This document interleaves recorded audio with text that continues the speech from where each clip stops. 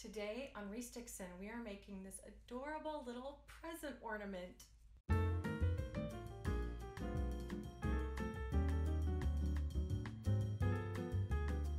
Hey everybody, it's Teresa with Restixin.com, and I'm back with another Christmas ornament for our vintage, homey, home for the holidays tree we're working on this year. So if I'm thinking homey and home for the holidays and how we celebrate Christmas at home, obviously presents have got to be included on this tree somehow, right? So this little ornament, I just love. It could not be simpler. You probably already know how to make this, but I'm just going to show you a couple of tricks to really make it hardy to stand up to year after year of packing away and taking out and packing away and taking out. This one will last you for a while and it's just adorable. So let me turn it around and start showing you how to make this.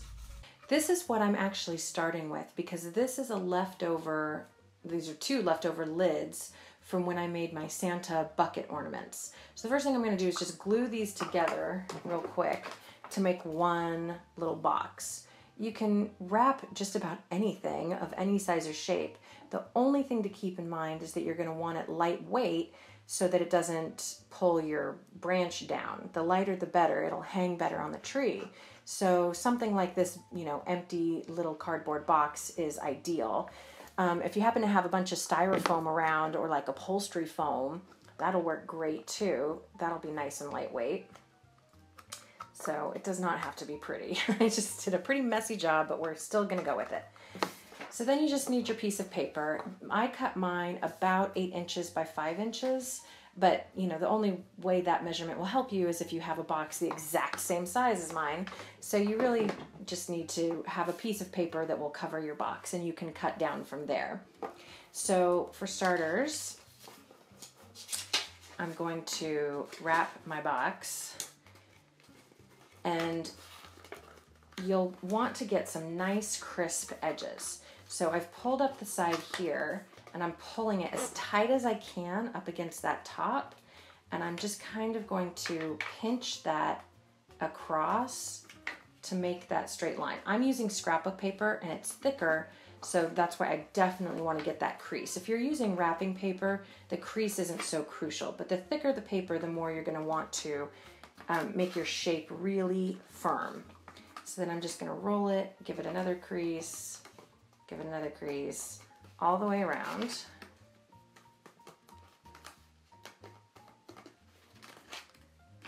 And then when you get to the other side, just to give it an extra fancy little touch, I like to take that end and just kind of fold it over nicely. It just makes a nice, crisp, clean edge, gets rid of any little burrs left over from where you cut that paper. And then while I'm folding, I'm just going to kind of finish those creases. Now that I've got my folds made, I'm going to put this back inside.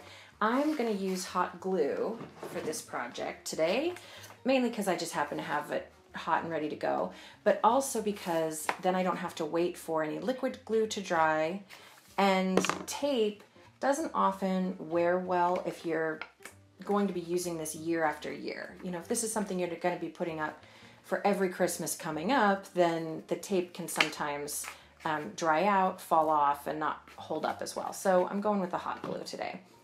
So next I'm going to fold in my sides. One mistake a lot of people make is sometimes the box can slide down while you're doing this. Like if you're pushing really hard right here, the box can slide, and then when you go to do this edge, you have like that much paper left. So you just kind of want to try to keep that box from sliding as you fold your sides in on both sides. And because the whole point of this is to look beautiful as an ornament, I want it to be extra neat. When you're just wrapping a present to go under the tree, who really cares? But for an ornament, I want it neat. So I'm going to just tuck that little side in just a tiny bit so that it doesn't stick out when it's folded down. So with more hot glue,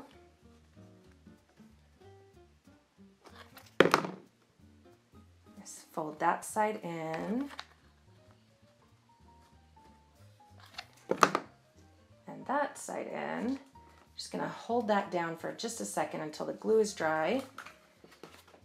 There we go. I'll use the desk to do it for me while I do this other side real quick.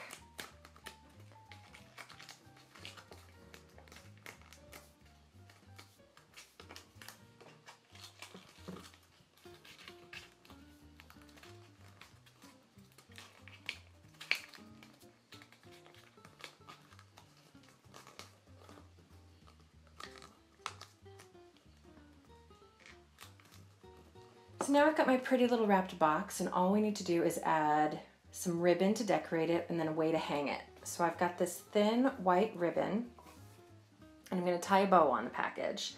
So leaving myself a good, I don't know, 6 to 8 inches. It's not scientific.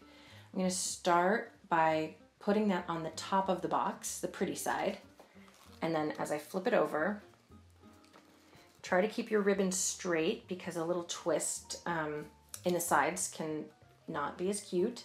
But then I'm going to give it a twist here, like that, to go up the other sides. Like so. And then here, I'm tying it into a simple bow.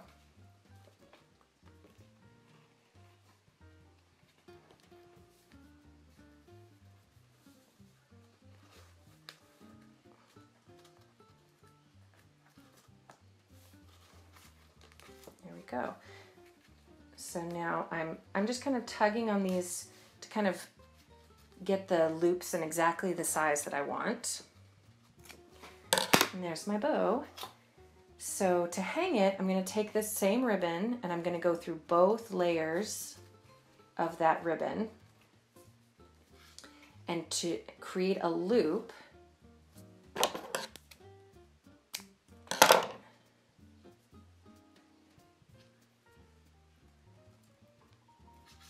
wrap it around my finger and pull it through to tie a knot. Just cut off a little bit to make it cute. There we go. There's my little gift present. My little gift.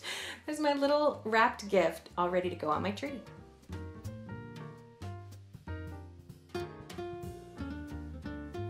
It's so simple. If you can wrap a package, then you can make this little ornament. But I just love how it looks on the tree. I love that little bright spot of blue color.